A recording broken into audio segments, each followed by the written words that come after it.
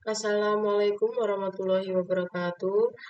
Perkenalkan, nama saya Helvi Aurelia dengan NIM 225333639 dari Teknik Informatika kelas 3D. Di sini saya akan menjelaskan tentang komputer jaringan dasar pada modul ke-8 yaitu lapisan jaringan. Apa yang akan saya pelajari dalam modul ini? Modul lapisan jaringan bertujuan untuk menjelaskan bagaimana router menggunakan protokol dan layanan lapisan jaringan untuk mengaktifkan konektivitas ujung ke ujung. Lapisan jaringan mempunyai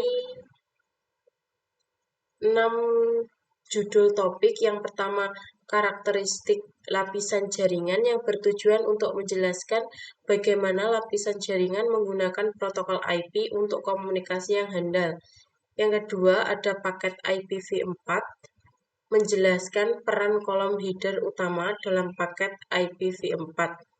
Yang ketiga, paket IP6 menjelaskan peran kolom header utama dalam paket IPv6.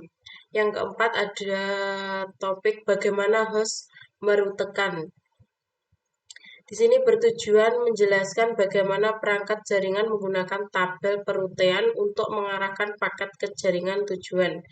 Dan terakhir yang kelima ada tabel perutean router menjelaskan fungsi fault dalam tabel routing router. Langsung saja yang pertama yaitu karakteristik lapisan jaringan. Lapisan jaringan atau OSI Layer 3 menyediakan layanan yang memungkinkan perangkat akhir tertukar data melalui jaringan, seperti yang ditunjukkan pada gambar IP versi 4 atau IP4 dan IP versi 6 atau IPv6 adalah protokol komunikasi lapisan jaringan utama.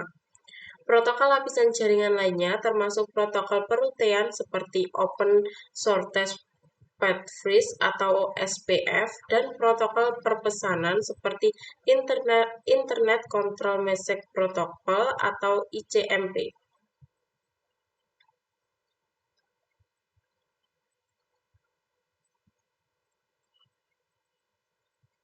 Di sini ada gambar protokol lapisan jaringan.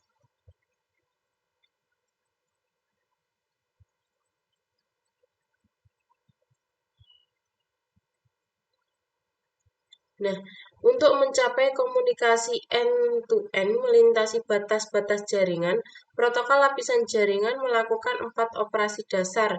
Yang pertama, mengatasi perangkat akhir. Perangkat akhir harus dikonfigurasi dengan alamat IP unik untuk identifikasi pada jaringan. Yang kedua, enkapsulasi. Lapisan jaringan merangkum unit data protokol atau PDU dari lapisan transport ke dalam sebuah paket. Yang ketiga, router. Lapisan jaringan menyediakan layanan untuk mengarahkan paket ke host tujuan di jaringan lain. Dan yang terakhir, deenkapsulasi. Ketika paket tiba di lapisan jaringan host tujuan, host memeriksa header IP paket tersebut. Jika IP tujuan dalam header cocok dengan alamat IP-nya sendiri, header IP akan dihapus dari paket. Setelah paket deenkapsulasi oleh lapisan jaringan, PDU lapisan 4 yang dihasilkan diteruskan ke layanan yang sesuai pada lapisan transport. Proses deenkapsulasi dilakukan oleh host tujuan paket IP. Di sini ada animasi yang menunjukkan pertukaran data.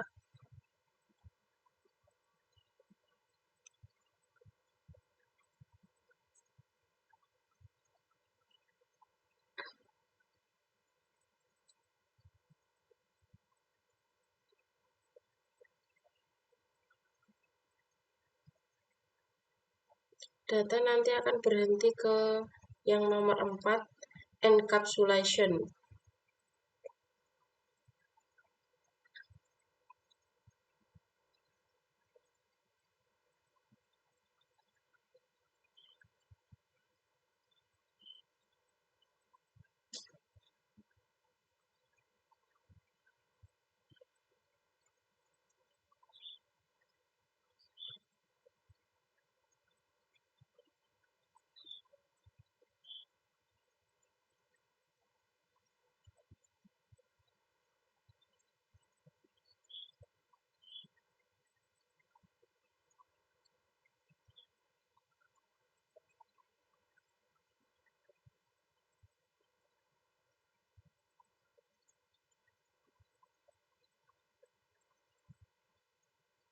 Yang kedua de-encapsulation.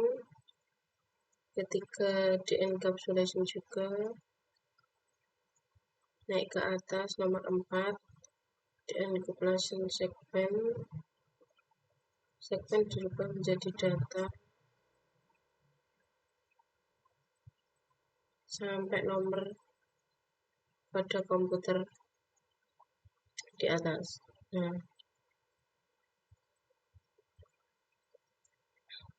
sekarang masuki enkapsulasi IP. IP merangkum segmen lapisan transport atau lapisan tepat di atas lapisan jaringan atau data lainnya dengan menambahkan header IP. Header IP digunakan untuk mengirimkan paket ke host tujuan.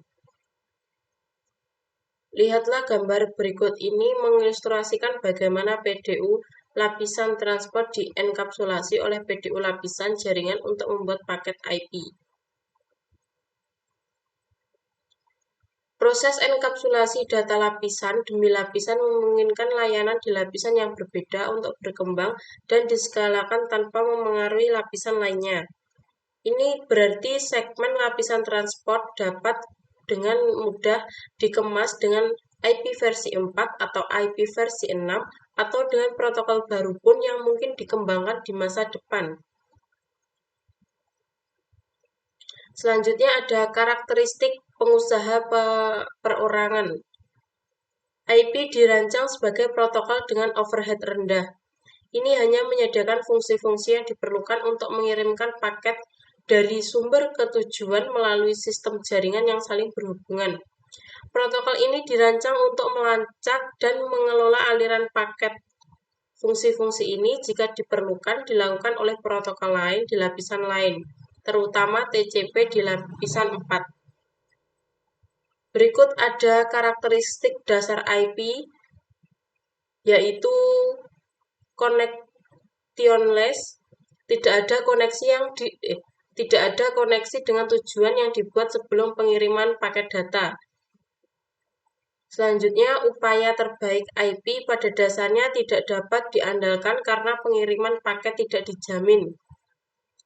Selanjutnya, media independen. Pengoperasian tidak bergantung pada media, misalnya tembaga, serat, optik, atau nirkabel yang membawa data.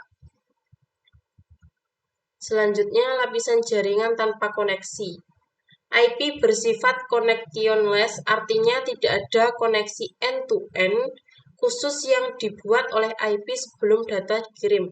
Kemudian, connectionless secara konseptual mirip dengan mengirimkan surat kepada seseorang tanpa memberitahu penerimanya terlebih dahulu.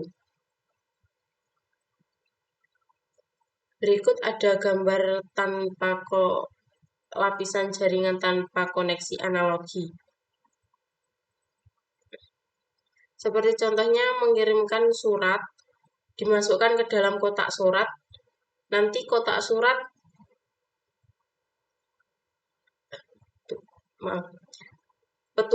petugas pengiriman surat nanti diambil, terus dikasih ke tujuan dalam surat tersebut. Selanjutnya lapisan jaringan tanpa koneksi jaringan. Komunikasi data tanpa koneksi bekerja dengan prinsip yang sama seperti yang ditunjukkan pada gambar berikut. Di sini ada gambar tanpa jaringan koneksi. IP tidak memerlukan pertukaran informasi kontrol awal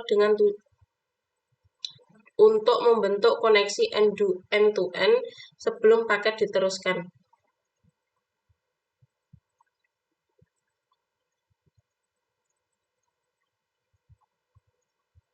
Selanjutnya ada media independen.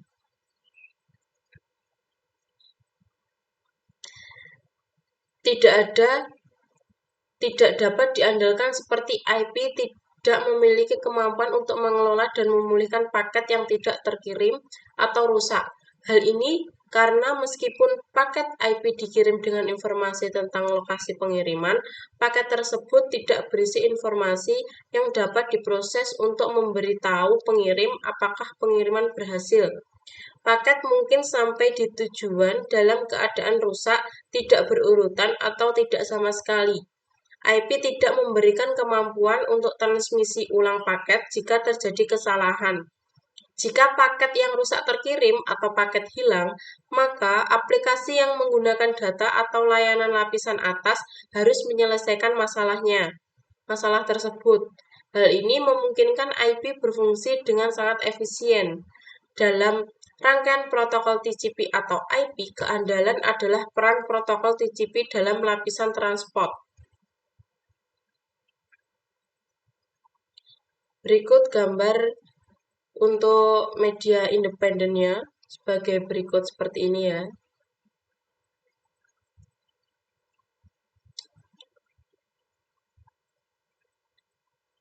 Nah, kita coba periksa pemahaman lapisan OSI manakah yang mengajak lapisan jaringan. Baik. Lapisan manakah yang mengajak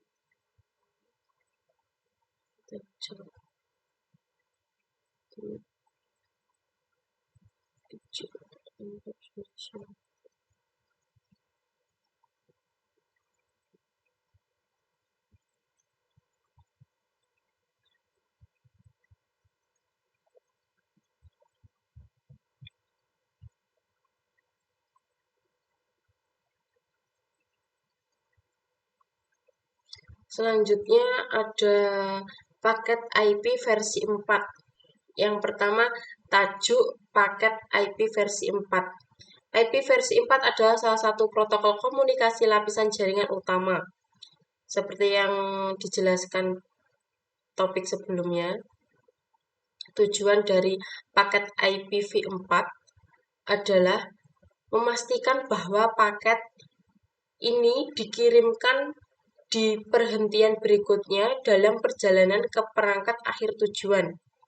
Header paket IP versi 4 terdiri dari kolom yang berisi informasi penting tentang paket tersebut. Bidang ini berisi bilangan biner yang diperiksa oleh proses layer 3. Bidang header paket IP versi 4.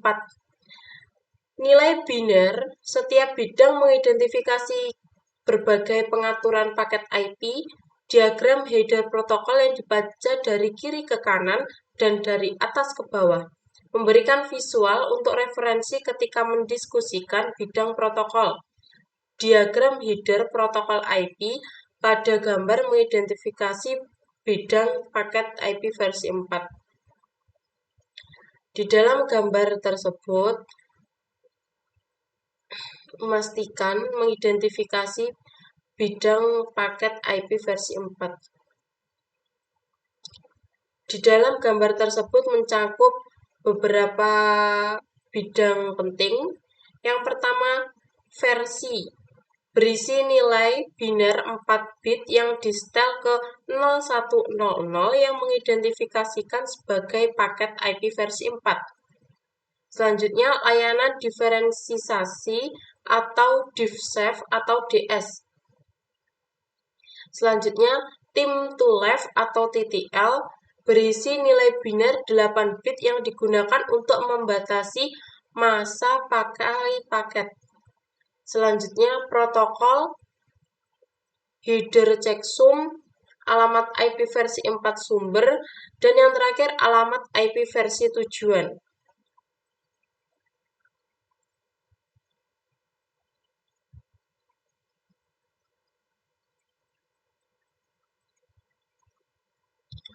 Selanjutnya topik IP versi 6.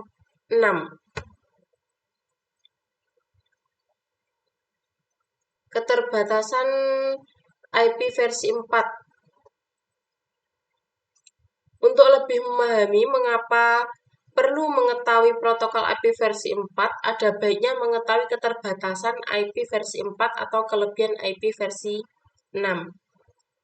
Selama bertahun-tahun, protokol dan proses tambahan telah dikembangkan untuk mengatasi tantangan baru. Namun, meski ada perubahan IP versi 4, masih memiliki 3 masalah. Masalah yang pertama, penipisan alamat IP versi 4, kurangnya konektivitas end-to-end, dan peningkatan kompleksitas jaringan. Yang kedua, Ikhtisar IP versi 6.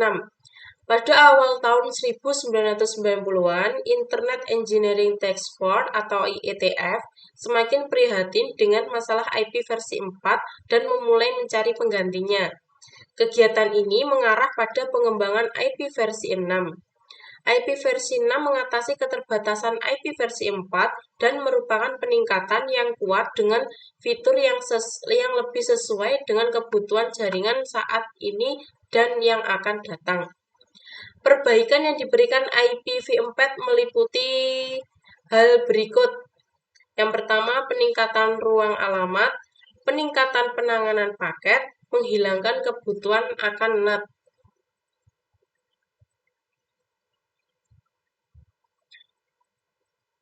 Bidang header paket IPv4 dan header paket IPv6.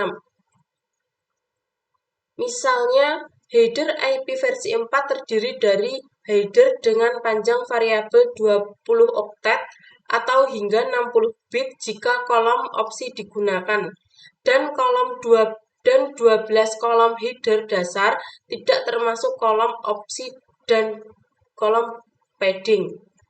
Untuk IP versi 6, beberapa kolom tetap sama. Beberapa kolom telah berganti nama dan posisi, dan beberapa kolom IP versi 4 tidak lagi diperlukan seperti yang disorot dalam gambar.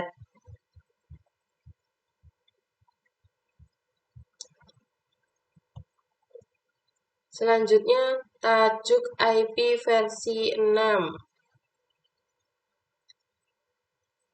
Berikut gambar tajuk paket IP versi 6. Ini yang warna ungu nama bidang disimpan dari IP versi 4 hingga IP versi 6.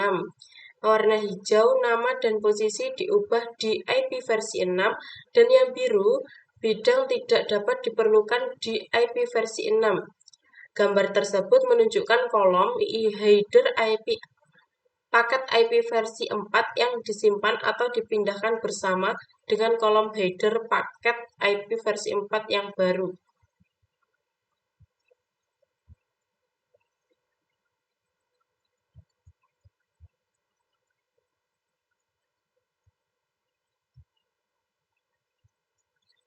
Bagaimana host merutekan? Nah, keputusan penerusan host. Dengan IP versi 4 dan IP versi 6, paket selalu dibuat di host sumber. Host sumber harus dapat mengarahkan paket ke host tujuan. Untuk melakukan hal ini, perangkat akhir host membuat tabel perutaian sendiri. Topik ini membahas bagaimana perangkat akhir menggunakan tabel perutaian. Peran lain dari lapisan jaringan adalah mengarahkan paket antar host. Sebuah host dapat mengirim paket ke berikut ini.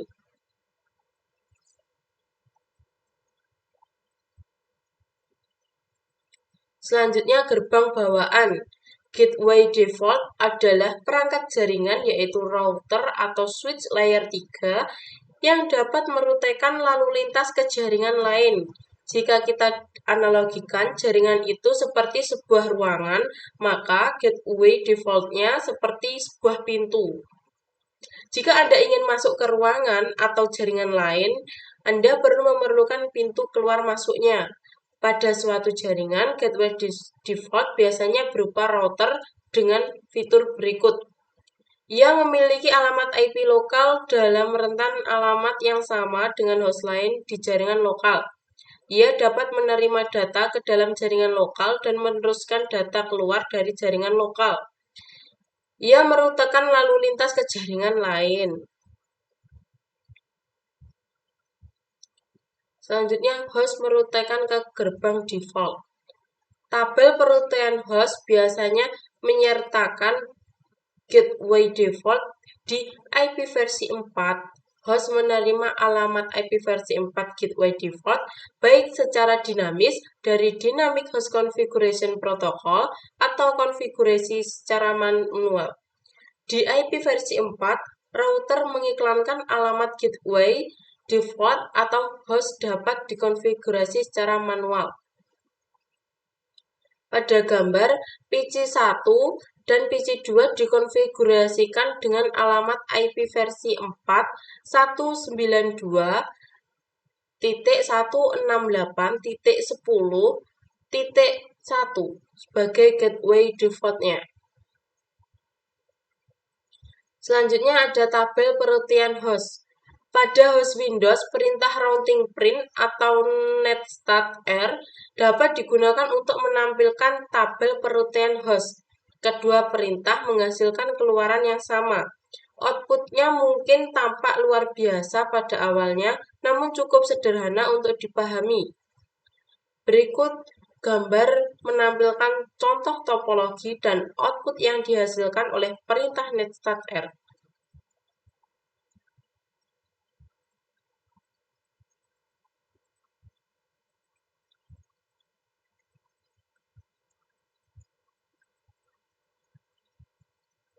Selanjutnya, pengantar perutian. Apa yang terjadi ketika sebuah paket tiba di antarmuka router?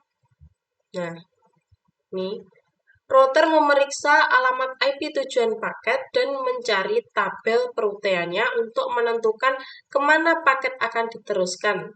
Tabel perutian berisi daftar semua alamat jaringan yang diketahui atau awalan dan kemana paket akan diteruskan.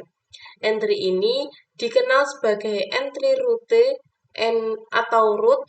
Router akan meneruskan paket menggunakan entry route yang paling cocok atau terpanjang.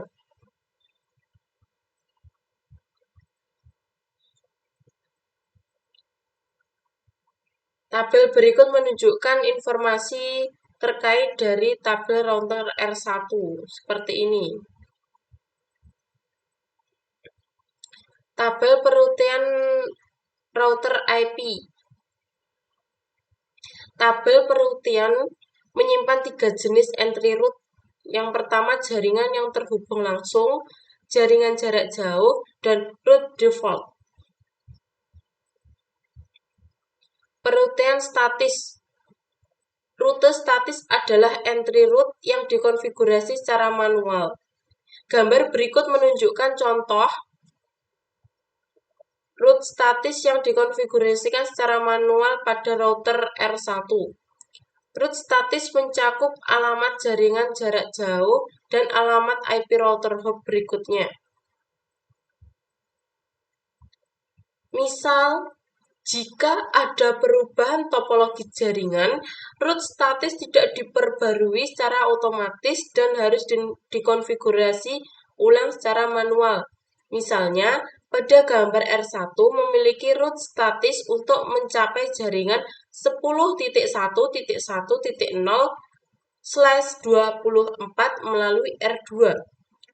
Jika jalur tersebut tidak lagi tersedia, R1 perlu dikonfigurasi ulang dengan route statis baru ke jaringan 10.1.1.0/24 melalui R3.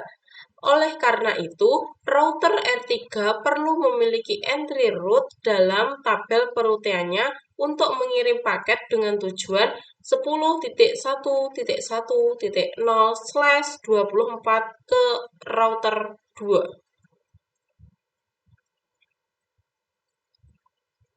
Selanjutnya, perutian dinamis.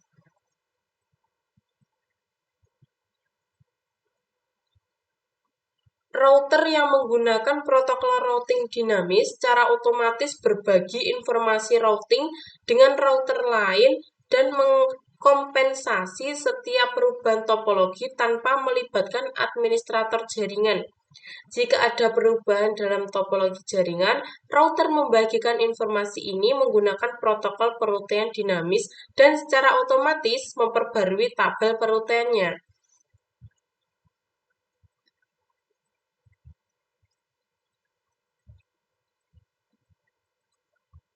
Ini adalah video tabel perutian router IP versi 4.